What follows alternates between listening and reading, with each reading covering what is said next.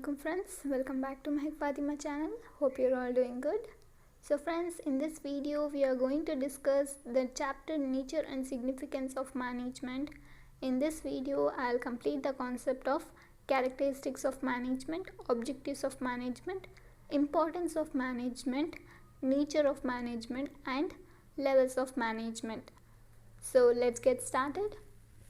First we'll discuss what is the meaning of management. Management is a process of getting things done through others with the aim of achieving desired goals effectively and efficiently. Here effectively means completing the given task. Efficiency means completing the task correctly and with minimum cost. So now we will discuss the characteristics of management.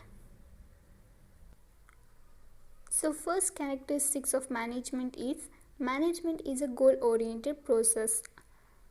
Why we see management is a goal oriented process means manager units all the activities of peoples and helps them to work towards the achievement of organizational objective. So this was a simple and easy definition for first characteristics of management, and all the later characteristics of management I will give just a 2-line explanation by which you can keep it easily. For your exams you can write. So the second characteristics is management is all pervasive.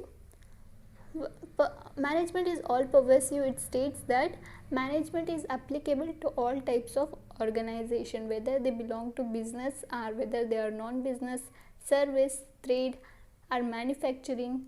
Let it be any other business, they are applicable for all types of organization and they are applicable for all levels of management. These levels of management later on this video we will discuss. So the next characteristics is management is multidimensional.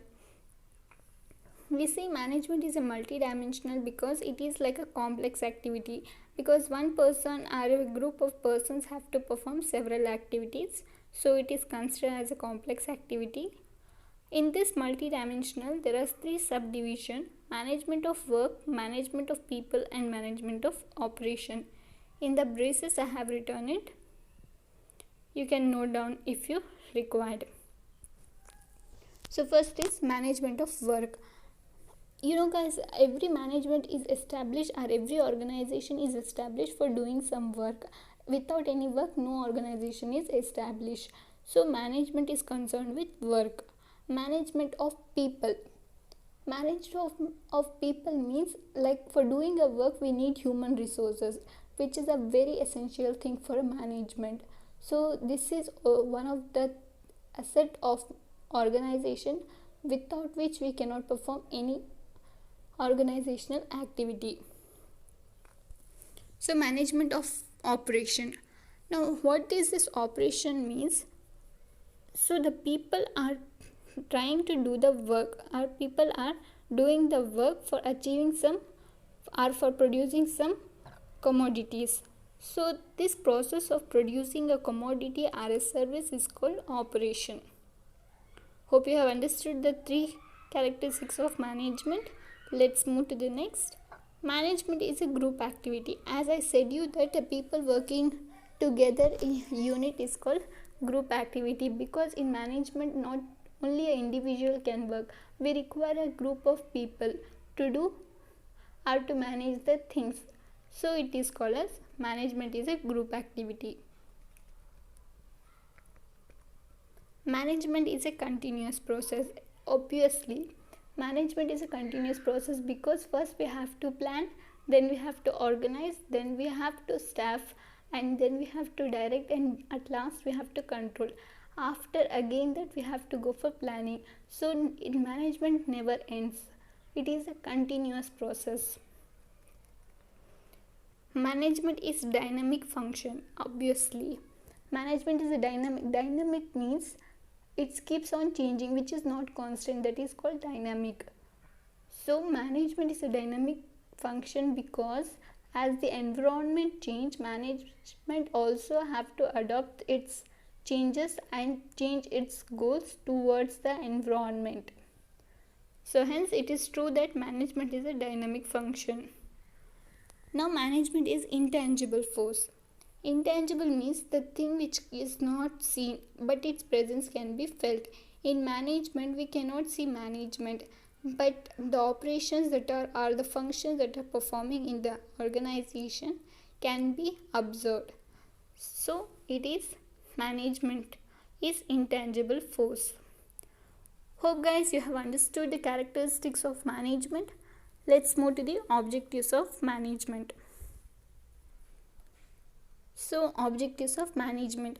Objectives, every organization is established to achieve certain objectives, but each organization objective differ from one another. So here majorly they have given three types of organization and three types of objectives of management in your text. So the first is organizational objective. Organizational objective means the basic thing, the basic economic need for fulfilling the organization is called as organizational objective, for which the organization is established for achieving a goal is called organizational objectives.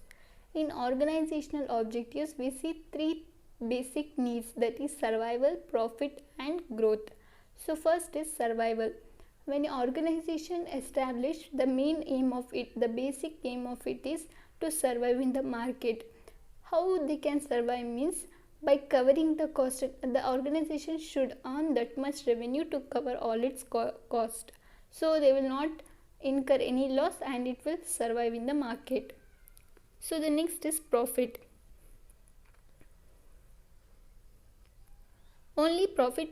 Only survival is not enough for organization, so there should be some profit to little bit even save for the future or essential things, to meet their essential things.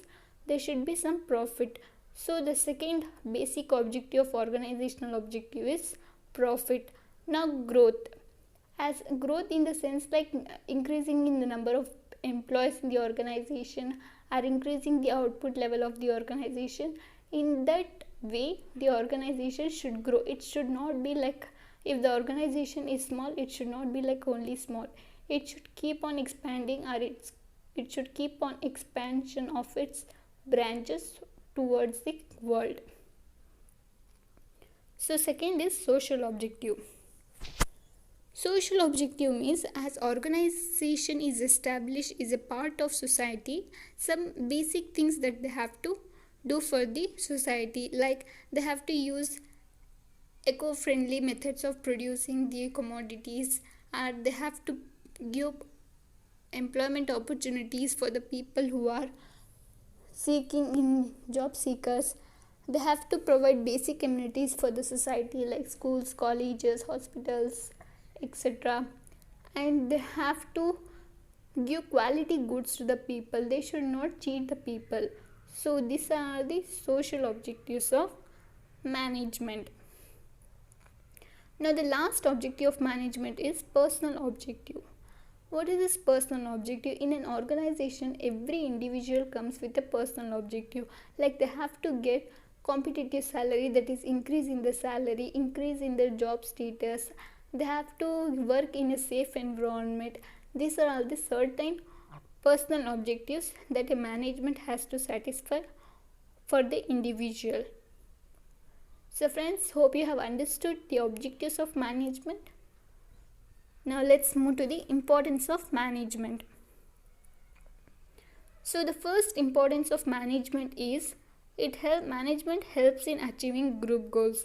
Yes, it's true, because in a management people are working in groups, so it's majorly essential that they have to, by managing all the things, they have to achieve a group's desired goal. If group goals are achieved, then organizational goals are automatically achieved. So the next is management helps in increasing efficiency, obviously. So in management, in the early beginning of this video, I have said you the meaning of effectiveness and efficiency. So efficiency means doing the task correctly and with minimum cost. If management is followed in a proper way, then with minimum cost they can produce a large output or they can increase their productivity. So it helps in increasing efficiency.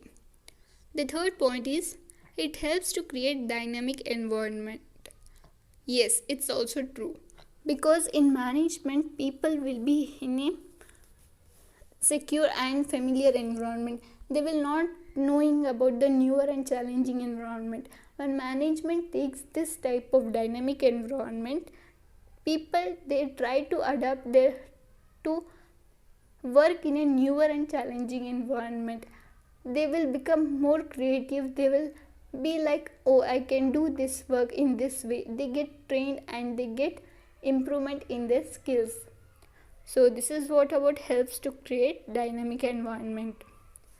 So the next is it helps in achieving personal objectives. Yes, obviously, as we studied in objectives of management, personal objectives, in the same way, while the people, individual people contributing towards the achievement of organization, they also, the management also helps the people to achieve their personal goals in such a type of managing the things. So the last importance of management is management helps in the development of society. Yes, it's true. As management is a part of society, when the organization expands its branches, the society also get developed. The people will also get a good environment in their respective area. So this is what about the importance of management. Now let's discuss the nature of management. So nature of management. In the nature of management, we are asked of like three types. One is management is an art, or management as a science, and management as a profession. So let's go by line wise. Management as an art. Here art is not like a painting. Art means like singing, dancing, like own skilled peoples. So it's an art. So in art there are three features: existence of theoretical knowledge. Yes, when a person knows the proper application of theoretical knowledge in a practical way, then management is also exist. This feature of art is also existing in management, because in art they have to know a theoretical application of they have to know the practical application of theoretical knowledge. For them only learning is not sufficient. In the same way in management also, people, it's not only necessary for them to learn the theory, they should try to deal with the situations practically. So this was about the first, existence of theoretical knowledge. Now second is personalized application. In art, different peoples will have different personalities, and depending on their personalities they will do their desired jobs. Each person's performance differ from the other.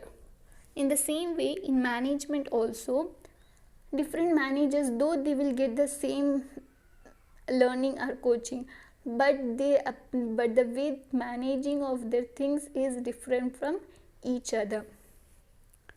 So the last point is based on creativity and practice.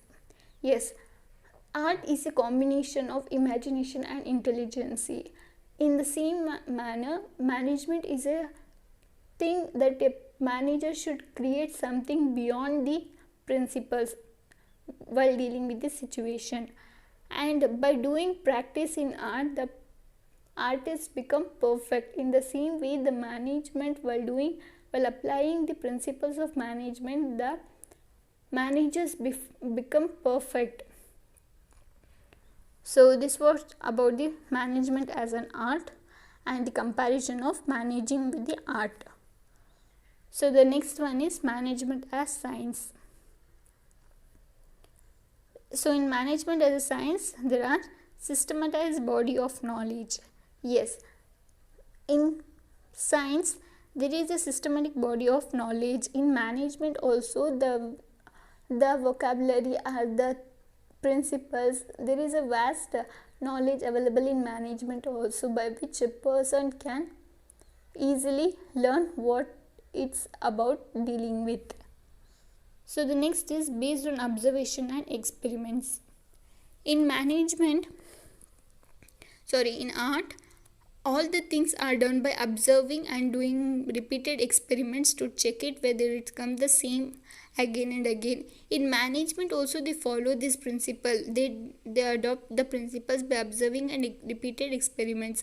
But what happens sometimes that what they have observed and experiments were done, it was not always applicable to all the situation.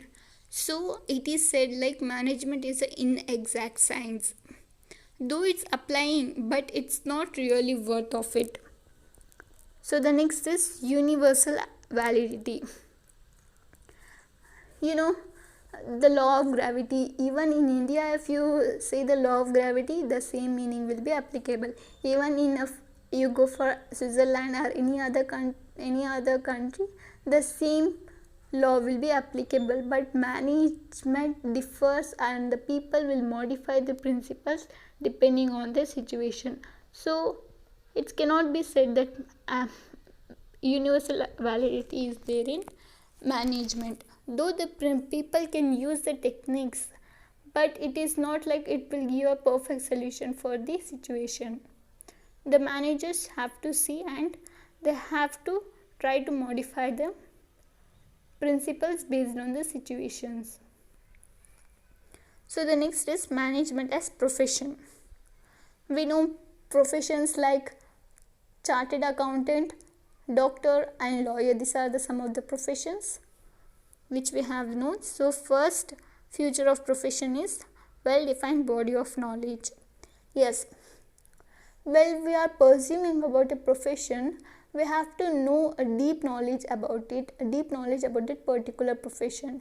In management also, the theory is available in a vast way, like principles, concepts, postulates. In this way we can also get the base well defined body of knowledge in management also, as we get in profession. So the next is restricted entry. In profession, it's like we have to get a specific degree to enter into that particular profession, but in management nowhere it is stated that the person needs to get. Sorry guys, sorry for the disturbance. So we were at restricted entry.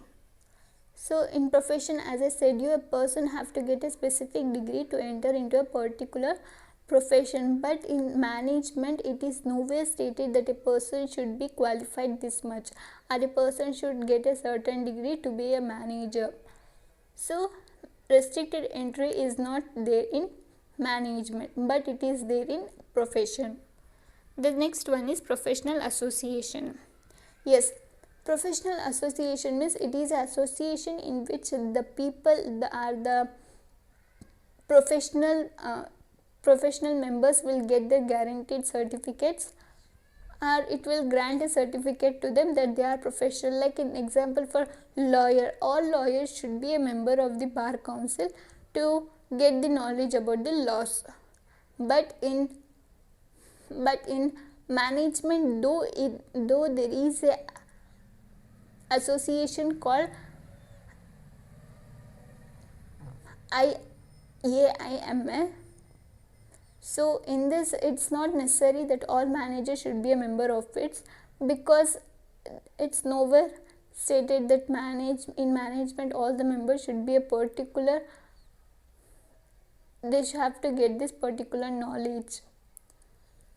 So the next is ethical code of conduct. Yes, in profession there is ethical code of conduct for each profession, but in manager, though they have a professional association, it's not a compulsory for them to have an ethical code of conduct. Now the last is service motive. As each professions like lawyer provides justice, doctor treats the patient, in the same way the management also has some due responsibility towards the society, like they have to produce quality good at reasonable price, and they have to increase their efficiency. Like this, they are service motive in both the profession and management. Hope you have understood the nature of management. So the last concept of this video is levels of the management. So the first levels of management is top management. In this top management, there is CEO, that is Chief Executive Officer, COO, that is Chief Operating Officer, Chairman, President and Vice President. These are the peoples come under top management.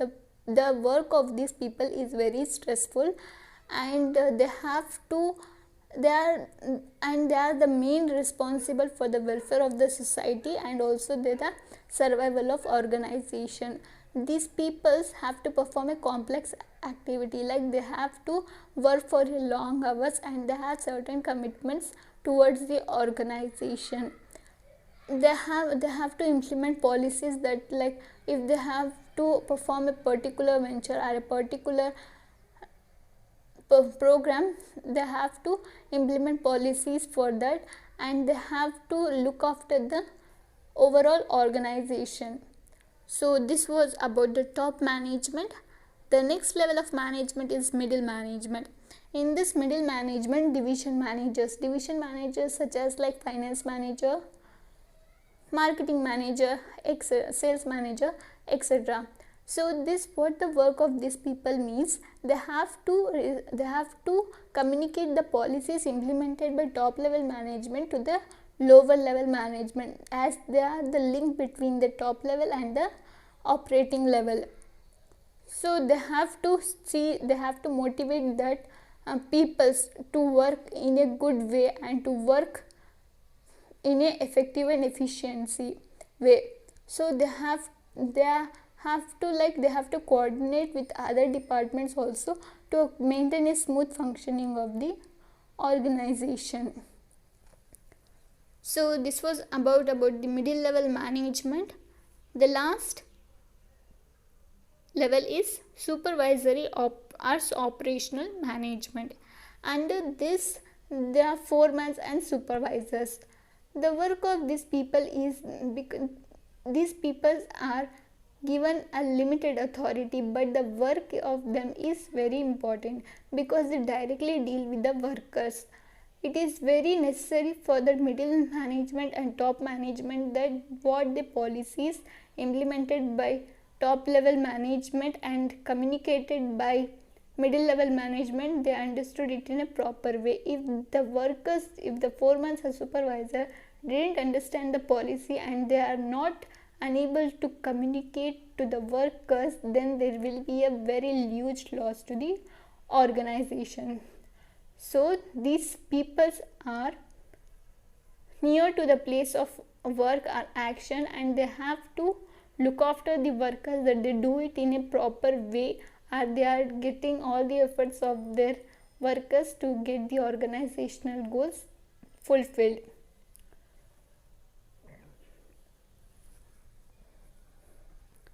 So these were some of the concepts which we have come across in this video. The later concept of this chapter will be uploaded in the next video. Please subscribe to my channel to get the latest notification of my videos, and like my video and share with your friends so the needed one feel happy. Check out my homepage and see all other videos. It may be helpful for you. Comment me your review and give me your suggestion regarding the video. Thank you for watching. Keep supporting me. Bye bye. Take care. Khuda Hafiz.